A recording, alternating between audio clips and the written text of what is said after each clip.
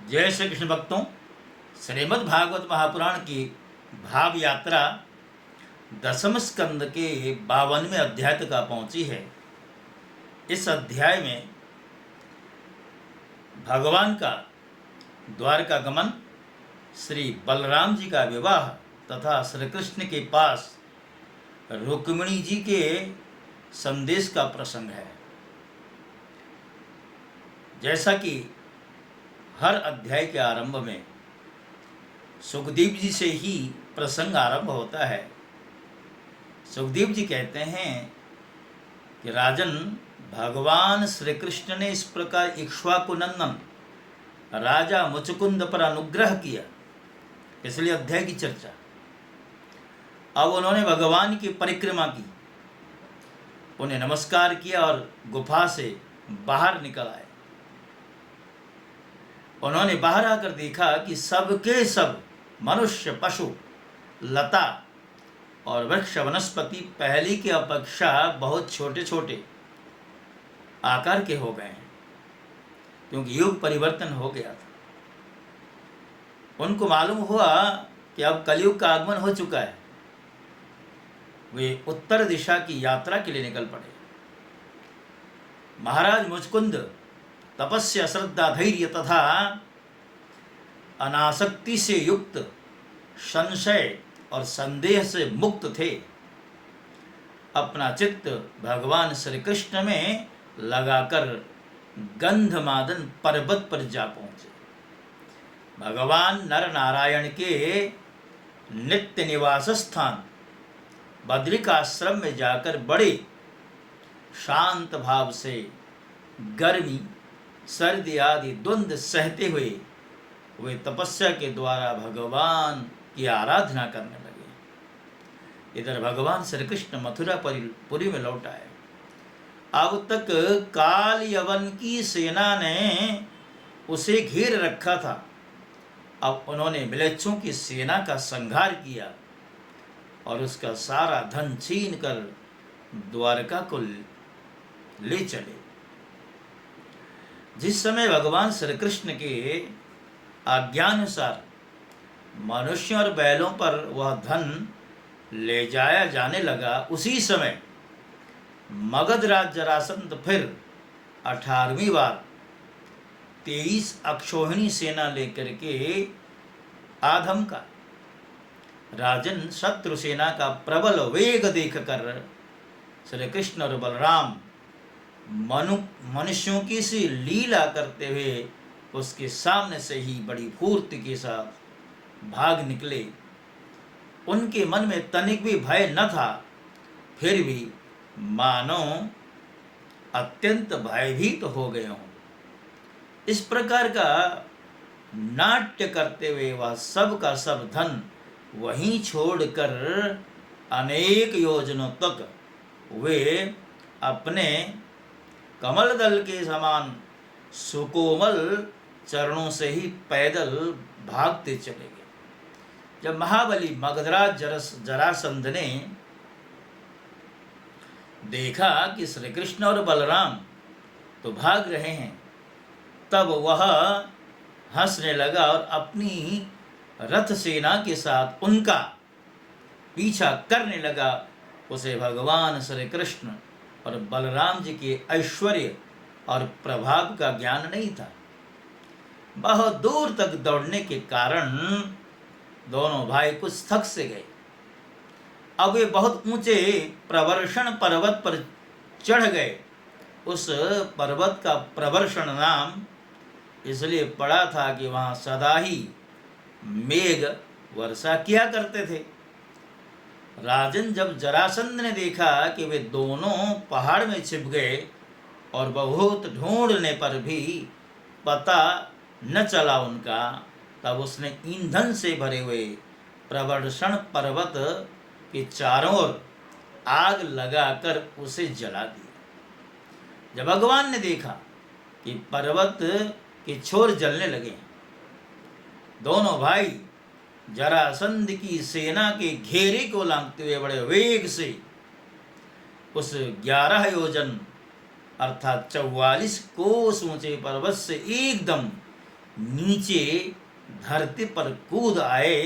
राजन, उन्हें जरासंध ने अथवा उसके किसी सैनिक ने देखा ही नहीं, और वे दोनों भाई वहां से चलकर फिर अपनी समुद्र से घिरी हुई द्वारिकापुरी में चले आए। जरासंध ने झूठ मूठ ऐसा मान लिया कि श्री कृष्ण और बलराम तो जल गए, और फिर वह अपनी बहुत बड़ी सेना लौटाकर मगध देश को चला गया। यह बात मैं तुमसे पहले ही नवम स्कंद में कह चुका हूं कि अनर्त देश के राजा श्रीमान रैवत जी ने अपनी रेवती नाम की कन्या ब्रह्मा जी की प्रेरणा से बलराम जी के साथ ब्याह दी। राजन, भगवान श्री कृष्ण तो स्वयंवर में आए हुए शिशुपाल और उसके पक्षपाती शाल्व जैसे सालवादी नरपतियों को बलपूर्वक हराकर सबके देखते देखते जैसे गरुड़ ने सुधा का हरण किया था, उसी तरह रुक्मिणी जी के साथ भगवान ने विवाह किया था। राजा परीक्षित पूछते हैं कि भगवान, हमने सुना है कि भगवान श्री कृष्ण ने भीष्मक नंदिनी परम सुंदरी रुक्मिणी देवी को बलपूर्वक हरण करके राक्षस विधि से उनके संग विवाह किया था। महाराज, अब मैं यह सुनना चाहता हूं कि परम तेजस्वी भगवान श्री कृष्ण ने जरासंध शालवादी नरपतियों को जीत कर किस प्रकार रुक्मिणी जी का हरण किया था। ब्रह्मर्षि भगवान श्री कृष्ण की लीलाओं के संबंध में क्या कहना है? वे स्वयं तो पवित्र हैं ही, सारे जगत का मल धो बहाकर उसे भी पवित्र कर देते हैं।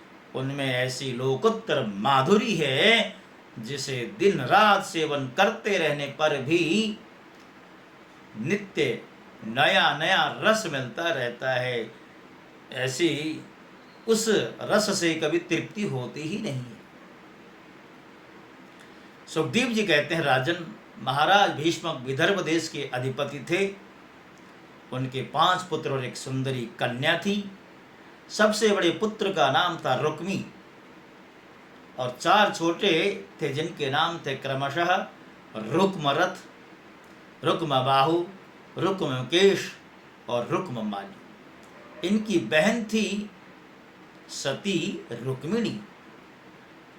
जब उसे भगवान श्री कृष्ण के सौंदर्य, पराक्रम और गुण और वैभव की प्रशंसा सुनी, जो उसके महल में आने वाले अतिथि प्रायः गाया ही करते थे, तो उसने मन ही मन भगवान को अपना पति मान लिया था। रुक्मिणी ने सोचा था कि भगवान श्री कृष्ण ही मेरे अनुरूप पति हो सकते हैं। भगवान श्री कृष्ण भी समझते थे कि रुक्मिणी में बड़े सुंदर सुंदर लक्षण, वह परम बुद्धिमती है, उदारता, सौंदर्य, शील, स्वभाव और गुणों में भी अद्वितीय है। इसलिए रुक्मिणी ही मेरे अनुरूप पत्नी है। अतः भगवान ने रुक्मिणी जी से विवाह किया। रुक्मिणी के भाई बंधु चाहते थे कि हमारी बहन का विवाह श्री कृष्ण से ही हो, परंतु रुक्मी श्री कृष्ण से बड़ा द्वेष रखता था। उसने उन्हें विवाह करने से रोक दिया और शिशुपाल को ही अपनी बहन के योग्य वर माना। जब परम सुंदरी रुक्मिणी जी को यह अज्ञात हुआ कि मेरा बड़ा भाई रुक्मी शिशुपाल के साथ मेरा विवाह करना चाहता है, तो बड़ी उदास हो गई। उन्होंने बहुत कुछ विचार कर एक विश्वास पात्र ब्राह्मण को तुरंत श्री कृष्ण के पास भेजा। जब ये ब्राह्मण देवता द्वारका में पहुँचे, तब द्वारपाल उन्हें राजमहल के भीतर ले गए। वहाँ जाकर ब्राह्मण देवता ने देखा कि आदि पुरुष भगवान श्री कृष्ण सोने के सिंहासन पर विराजमान हैं। ब्राह्मणों के परम भक्त भगवान श्री कृष्ण उन ब्राह्मण देवता को देखते ही अपने आसन से नीचे उतरकर उन्हें अपने आसन पर बैठाकर वैसे ही पूजा करने लगे जैसे देवता लोग उनकी अर्थात भगवान श्री कृष्ण जी की पूजा करते हैं।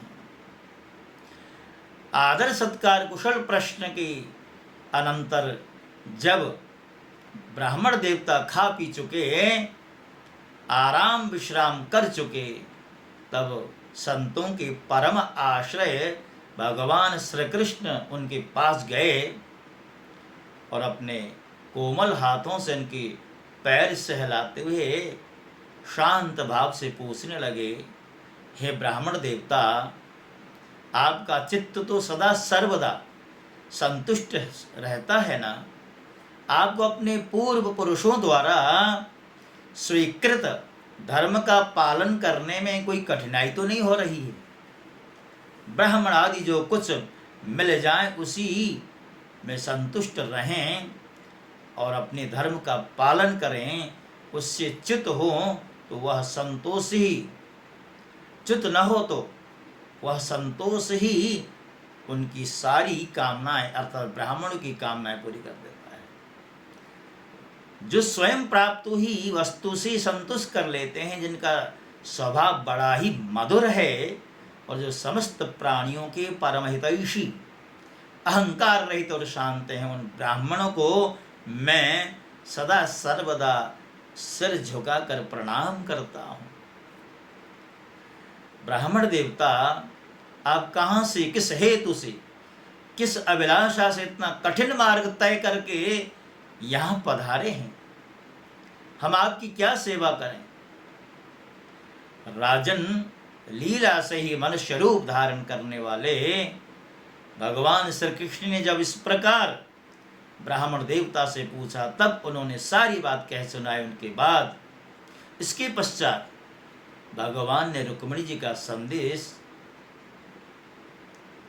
ब्राह्मण के द्वारा भगवान को सुनाया गया। रुक्मिणी जी ने अपना जो संदेश पत्र लिखा था, उसमें क्या लिखा था?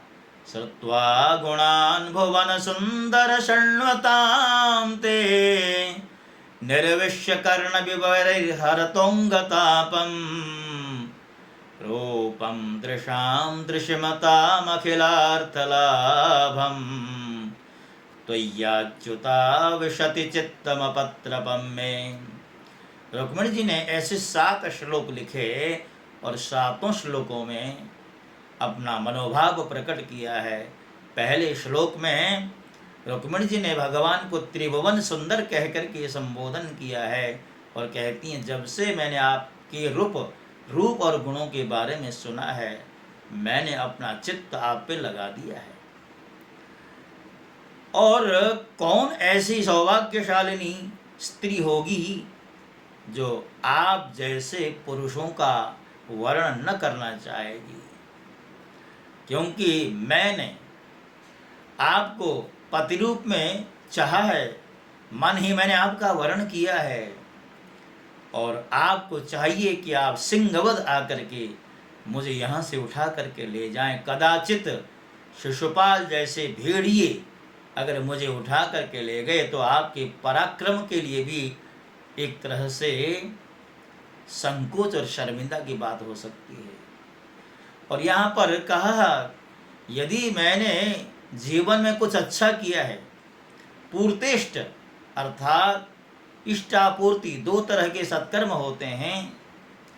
अपना यजन पूजन भजन आदि इष्ट की श्रेणी में आते हैं। आपूर्ति अर्थात जो पारमार्थिक कार्य होते हैं, धर्मशाला का निर्माण करना, कुआ बावड़ी खुदवाना, ये सब पूर्त की श्रेणी में आते हैं। मैंने कुछ भी ऐसा कार्य किया है जिससे आप प्रसन्न हो तो जल्दी से जल्दी आकर के मुझे यहाँ से आप लेकर के जाएं।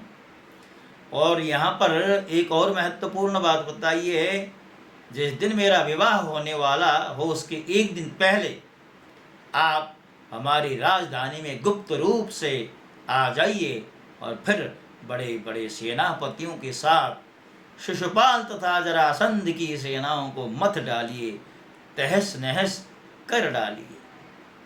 यदि आप यह सोचते हो कि तुम तो अंतःपुर में भीतर के जनाने महलों में पहरे के अंदर रहती हो, तुम्हारे भाई बंधुओं को मारे बिना मैं तुम्हें कैसे ले जा सकता हूँ, इसका उपाय ये है कि मैं आपको बता देती हूँ। हमारे कुल का ऐसा नियम है कि विवाह के पहले दिन कुलदेवी का दर्शन करने के लिए हमारे यहाँ से कन्याएं जाती हैं, और उसी परंपरा का निर्वहन करने के लिए मैं भी कुलदेवी के मंदिर में जाने वाली हूँ।